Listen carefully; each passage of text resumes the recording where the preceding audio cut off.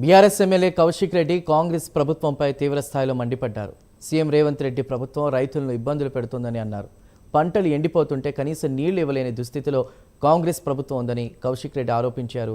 కేసీఆర్ హయాంలో ఇచ్చిన రైతు బంధు ఇప్పుడు ఎందుకు రావడం లేదని ప్రశ్నించారు. హుజురాబాద్లోని పంటలకు నీళ్లు వదలకపోతే రైతులతో కలిసి తాను రోడ్డెక్కుతానని హెచ్చరించారు.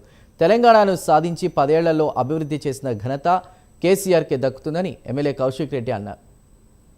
దేశానికి కూడా కాదు, ప్రపంచం మొత్తం తిరిగి చూసేలాగా ఇలా చేసినని చెప్పి కూడా ఈ సందర్భంగా తెలియజేస్తా ఉన్నాను.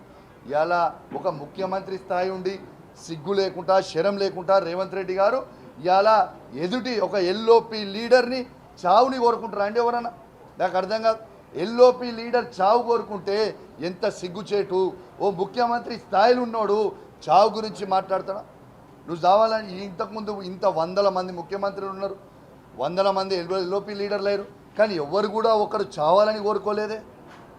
ఇంత దరిద్రంగా ఉంటుందా అని చెప్పి నేను అడుగుతా ఉన్నాను. ఇలా ఈ తెలంగాణ రాష్ట్రంలోనే 3 లక్షల పిచ్చి కుక్కలు ఉంటాయి.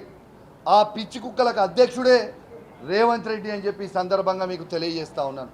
నువ్వు ఒక్క మాట అంటే మేము 100 మాటలు అంటాం రేవంత్ రెడ్డి గారు.